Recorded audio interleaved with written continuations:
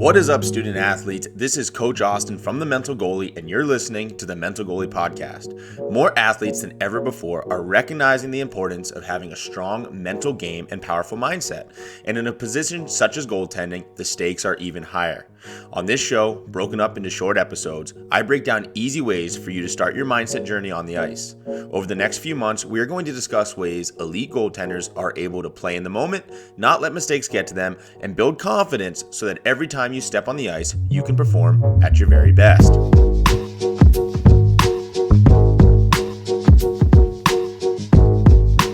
Before we begin today's episode, if you are an athlete struggling with confidence in your game and mental toughness during your training sessions, head over to thementalgoalieschool.com/mindset academy to schedule your free clarity call today and start the journey to becoming an elite athlete. On today's show, we are going to be discussing the scariest S word to an athlete: slump. We've all been there and can remember the feeling of just not performing at our normal level, where nothing is going right and whatever we do, we can't pull out of it. In this episode, I'm going to give you the tools to pull out of a slump as quickly as possible and change your mindset so that slumps have less of an impact on your overall well-being. It is important to remember that a slump can feel like a physical issue, but being caught in a slump is purely rooted in your mindset.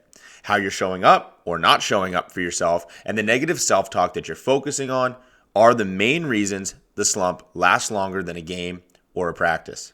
There are two simple ways to help get you out of a slump by shifting your mindset and focus when you find yourself caught in one. The first way to help ease through a slump is to remember to simplify your controllables.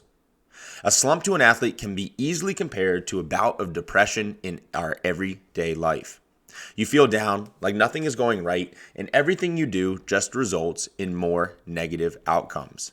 In these situations, it is extremely important to simplify your controllables. Take care of what you can, no matter how small it seems. On these days, your goals may not be as significant as reaching a new max in the gym or improving your speed on the ice. On these days, your goal may need to be as simple as just showing up or making your bed in the morning.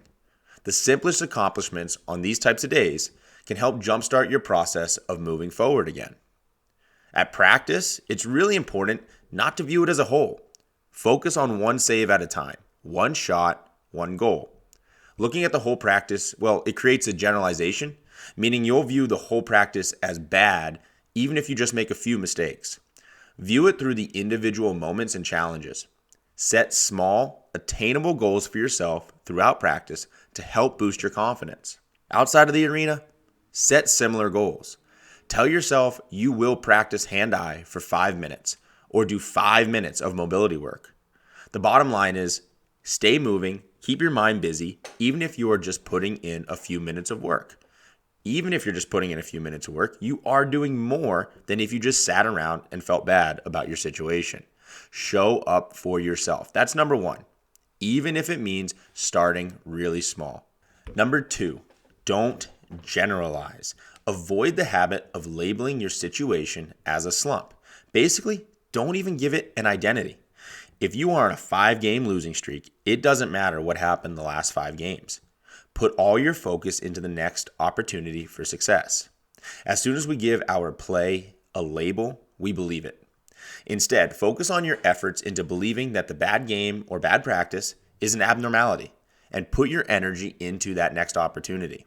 The best athletes in the world don't identify a slump as part of their play. They're always thinking about the next game, the next shift, the next practice. Laugh off a poor performance. Don't care so much that you can only focus on what went wrong in the past. Take from it and move on. If we can avoid identifying our play as a slump, then we can avoid assuming that it's the way things are just going to be. That right there is the key to being able to move on from it. Now, a bonus way to get over a slump: take some time away from the sport. Many times, a slump can be the product of burnout or overthinking. Remember, we perform at our very best when we are not thinking at all. Stepping away from your sport and focusing on something else can go a long way for your mental health. Play some video games, read a book, pick a guitar, or go to the mall with your friends. Whatever healthy way you enjoy to distract yourself from your role as an athlete. You'll return to the rink, the field, the weight room, refreshed and mentally ready to go.